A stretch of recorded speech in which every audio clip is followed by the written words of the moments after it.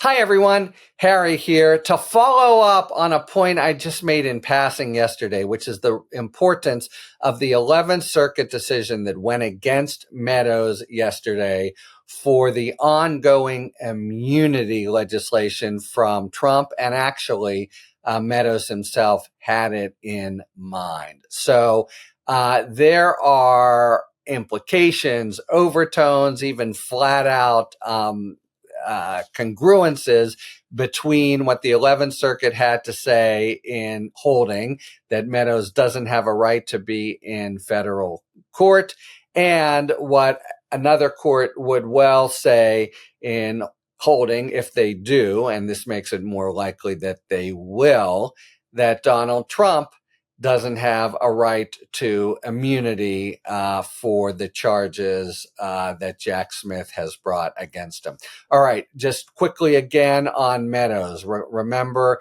he is sued, indicted in state court, and he makes an immediate motion that day to federal court. I want to remove my case because I am a federal officer. I was acting under color of federal law, and in that kind of situation, the supremacy clause of the Constitution says that an individual state can't charge me with a crime.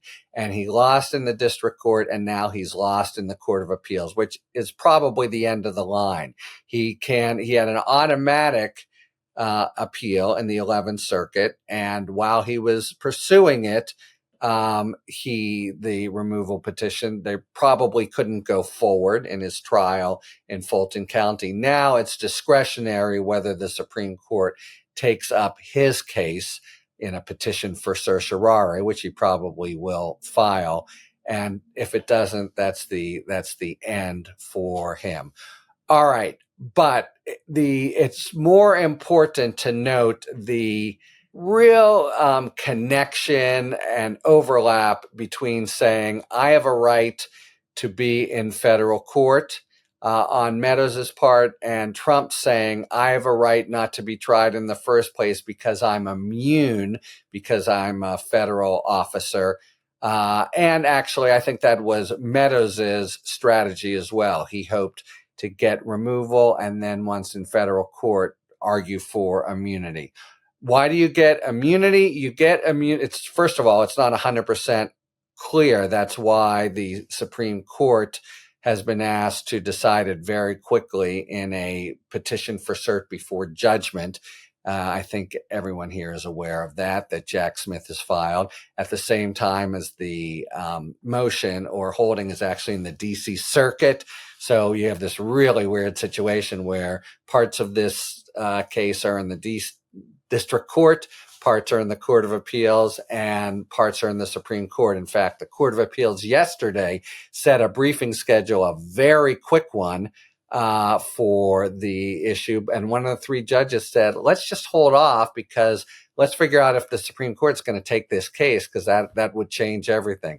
But the other two said, no, go ahead. And they set a very fast briefing schedule. Okay, but to the substance of things, why did Meadows say he was entitled to removal? Because if you're a federal official acting under color of your office and there's a causal connection between what you did and your official responsibilities, a state can't hold you to account. That would be basically the state abnegating federal law and federal function.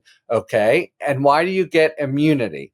Well, we're going to find that out for sure. But the argument is you get it not anytime, but the focus will be, do you get it in so-called outer perimeter liability, which means basically you were acting within the outer perimeter of your official responsibilities. It could be pretty much out there, but still within, and both the president and the chief of staff to the president have very, very broad responsibilities. So it wouldn't include shooting someone on Fifth Avenue, say, but it would include doing things that are within the outer perimeter of something the the president is allowed to do. For example, he might argue here, try to make comment on the integrity of the election process. Okay, so the rejection, though, of Meadows's claim, I think, is going to really be another sort of peg on the ladder that they're building about immunity. First, it's important to note it's written as the opinion of the 11th Circuit rejecting removal by the Chief Judge Pryor, who is a well-known conservative, respected by conservatives, respected by the Supreme Court conservatives, and someone whose words are going to be influential. Okay, so that's for starters. Actually, he's a little bit alone. He goes through the whole analysis. The other two, who are Democrat appointees, basically endorse what he's saying in a little footnote, but they go off on a whole other angle, which we don't have to worry about now.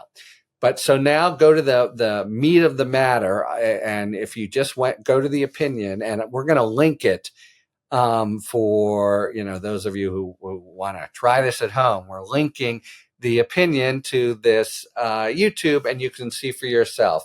But you can basically just go to the sort of big summary paragraph on page 22, where they say, here's what we're going to explain, that Meadows' color of office, which is pretty close to outer perimeter of duties, did not include superintending state election procedures or electioneering on behalf of the Trump campaign.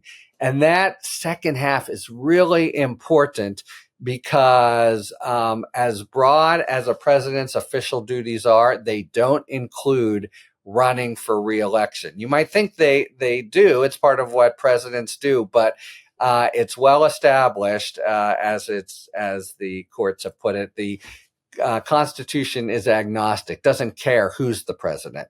So the efforts to make you rather than someone else the president, that's electioneering, political activity, not part of your official duties. Okay. And now apply that to what we're going to say. So that was the big paragraph on 22, and then just shoot down a little bit to where they apply it, starting with the color of his office, which I'm suggesting is really pretty close to within the outer perimeter of duties. And when they get to the analysis of it on page 27, they say the White House chief of staff has no role in supervising state elections. You can try to say that all Trump was doing here, or Meadows was, just making sure there's integrity of elections, and that makes it sound like a soft sort of quasi-federal purpose. But look, let's really, where the rubber hits the road is they're trying to supervise and tell Georgia and 5 other states what they need to be doing in state elections. This was fraudulent. You need to change votes, etc. That's not your job. That's not in the outer perimeter of your job. That's not within the color of office that you have. That's got jack shit to do with you in your official role. And if you're doing it, you're serving the president as a political candidate, and that's not an official duty. Indeed, there's a special statute, the Hatch Act, that makes it that prohibits your doing it in the first place. And I can tell you, this is Harry talking, that it's really very meticulously applied. Anyone who works for a political official and gets involved in any sort of re-election or electioneering activity, they leave the government premises, they go off site, they don't get paid, they document it carefully. That's just not part of your job. So trying to see that Donald Trump is elected, which is clearly what he's doing. Sorry, that's not under color of office. And I think for the exact same reasons that wouldn't be within the outer perimeter. But then even more, you're not just superintending here. You are really acting, at least based on the allegations in the complaint, to change the results of a state election. And that's a country mile away from anything you ought to be doing. Telling Georgia you have to change things, et cetera. And we have in the allegations in the complaint, being involved in that phone call to Raffensperger, where he tries to, strong arm him. Meadows is involved in that, going down to Georgia, where Giuliani tells the pack of lies, suggesting there's fraud, all of that. That is, besides potentially criminal, not shielded by color of office in a way that would make removal feasible. And I would argue in about exactly the same way, it's also not subject to any kind of immunity outer perimeter analysis. So, and you can just go through on, I won't belabor the whole point, because I think some of you might be, nerds like us might like to do it. Others might not want, but just, I can tell you that if you read through the next few pages, which are really key in the opinion, from say 29 to 32, and just where you see Meadows, think Trump. Where you see color of office, think outer perimeter. You'll find that it reads as I could put it. It seems very much on point, and again by a very conservative and respected as such judge, the chief judge of the 11th Circuit. So it seems to me this casts a major shadow on the immunity efforts that Trump is right now undertaking in the Supreme Court and the Court of Appeals for the District of Columbia.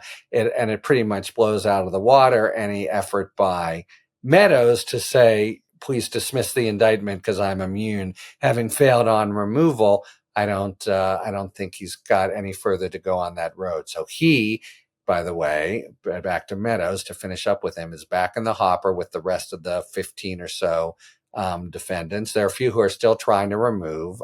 Meadows had by far the strongest claim on it, just based on the very large breadth of a chief of staff's activities. So I think those will all lose. I also think you'll get some pleas now, but so things are really sifting down to, maybe 9, maybe 6 defendants in Fulton County, and there may even be renewed focus by both Fonnie Willis and Judge McAfee on moving up the trial date, which, if it holds to its current August schedule, will certainly not complete before November 2024. So that could have implications as well on schedule, which matters, of course, because the one everyone's been focused on, the January 6th trial, now its schedule is in some doubt, and it's giving ground exactly on what? On the immunity motion. So the headline here is the 11th Circuit opinion saying Meadows can't remove his case to federal court, really is persuasive on the question that's sort of front and center, both on the merits and on scheduling, which is, does Trump have immunity and therefore escape going to trial altogether? And this is, I think, pretty strong blow, along with many others that already have been struck, and none pretty much that have been struck in the other direction, that say that the courts are going to find no immunity, not for what he's alleged to have done here, and he's got to face the music. Talk to you later. Thanks for tuning in. If you enjoyed this video and other Talking Feds content, please take a second to like and subscribe. Talk to you later.